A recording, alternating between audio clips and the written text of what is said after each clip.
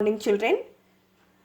आज हम लोग पुनः स्पर्श पुस्तक के गद्य भाग से अब कहाँ दूसरे के दुख से दुखी होने वाले पाठ का अध्ययन करेंगे। तो आओ आगे पढ़ें। नूह ने जब उसकी बात सुनी तो दुखी हो मुद्दत तक रोते रहे। महाभारत में युधिष्ठिर का जो अंत तक साथ निभाता नजर आता है वह भी बच्चों प्रतीकात्मक रूप में एक कुत्ता ही था। सब साथ छोड़ते गए तो केवल वही उनके एकांत को शांत कर रहा था। दुनिया कैसे वजूद में आई, पहले क्या थी, किस बिंदु से इसकी यात्रा शुरू हुई, इन प्रश्नों के उत्तर विज्ञान अपने तरह से देता है, धार्मिक ग्रंथ अपनी अपनी तरह से। संसार की रचना भले ही कैसे हुई हो, लेकिन धरती किसी एक की नहीं है बच्चों। पंछी, मानव, पशु, नदी, पर्वत, समंदर आदि की इसमें बराबर की हिस्सेदारी है। यह और बात है कि इस हिस्सेदारी में मानव जाति ने अपनी बुद्धि से बड़ी बड़ी दीवारें खड़ी कर दी हैं।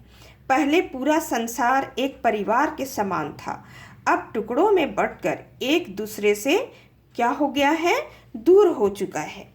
पहले बड़े बड़े दालानों आंगनों में सब मिलजुल कर रहते थे, अब छोटे छोटे डिब्बे जैसे घरों में जीवन सिमटने लगा है।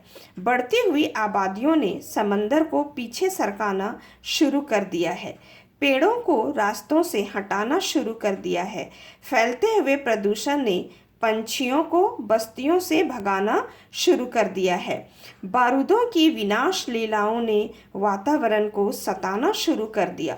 अब गर्मी में ज़्यादा गर्मी, बेवक्त की बरसातें, जलजले, सैलाब, तूफान और नित नए रोग मानव और प्रकृति के इसी असंतुलन के परिणाम हैं बच्चों, जो हम लोग आए दिन देख रहे हैं। अभी नेचर की सहन शक्ति की एक सीमा होती है।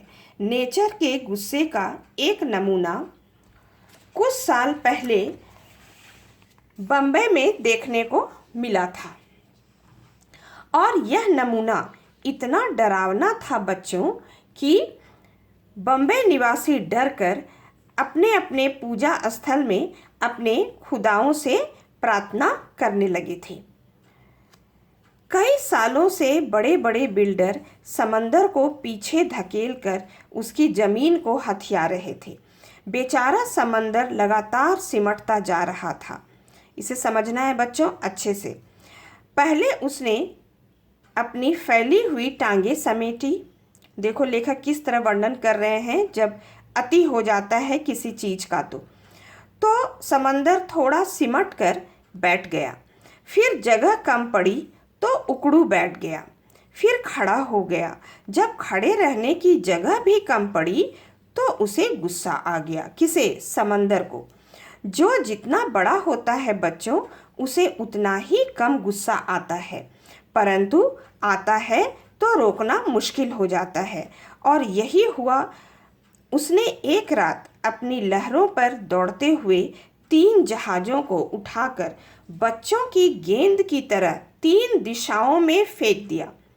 कहाँ कहाँ गिरा वो जहाज़, इसे अंडरलाइन करना, इसे समझना है। एक पहला टुकड़ा एक वर्ली के समंदर के किनारे पर आकर गिरा, दूसरा बांद्रा में कार्टर रोड के सामने औंधे मुंह, और तीसरा गेटवे ऑफ इंडिया पर टूट फूट कर सैलानियों का नज़ारा बना। सैलानियों, टूरिस्ट।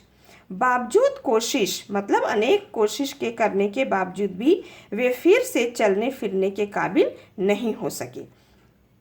मेरी माँ कहती थी, मेरी माँ का क्या अर्थ हुआ यहाँ? लेखक की माँ। सूरज ढले आंगन के पेड़ों से पत्ते मत तोड़ो, पेड़ रोएंगे। दिया बत्ती के वक्त फूलों को मत तोड़ो, फूल बद्दुआ देते हैं। दरिया पर जाओ तो उसे सलाम किया करो, वह खुश होता है। कबूतरों को मत सताया करो, वे हजरत मोहम्मद को अजीज हैं। उन्होंने उन्हें अपनी मज़ार के नीले गुंबद पर घोंसले बनाने की इजाज़त दे रखी है। मुर्गे को परेशान नहीं किया करो, वह मुल्ला जी से पहले मोहल्ले में अजान देकर सबको सवेरे जगाता है। तो यहाँ इन पंक्तियों में लेखक क्या समझाना चाह रहे हैं कि सभी का सम्मान करना चाहिए, सभी को प्यार देना चाहिए। आगे देखते हैं। सबकी पूजा एक सी, अलग अलग है रीत, मस्जिद जाए मौलवी, कोयल गाए गीत। इस पंक्ति का अर्थ समझो बच्चे, क्या कहना चाह रहे हैं लेखक। तो यहाँ लेखक का कहना है इस पंक्ति के द्वारा कि हर किसी की पूजा ईश्वर के लिए ही होती है। सबकी पूजा एक सी, एक ईश्वर के लिए ही हम सभी आराधना करते हैं। हम सभी एक ही ईश्वर की संतान हैं बच्चों। सिर्फ पूजा करने का तरीका, रीत या विधि, कुछ भी बोल सकते हो, वो अलग अलग है। जैसे यहाँ समझने के लिए बताया गया है कि मौलवी अपने इष्ट देव, अपने अल्लाह की पूजा करने के लिए मस्जिद जाते हैं, मस्जिद जाए मौलवी। वहीं दूसरी ओर कोयल अपने इष्ट देव को प्रसन्न करने के लिए सुरीली आवाज में गीत गाती है, कोयल गाए गीत। अर्थात बच्चों, कहने का आशय यह है कि हम भले ही अलग अलग तरीके से पूजा भक्ति करें, किंतु हम सभी का एक ही उद्देश्य है, और वह उद्देश्य है क्या है बच्चों? ईश्वर की भक्ति करना। तो बच्चों, हम लोग अभी कंटिन्यू रखेंगे।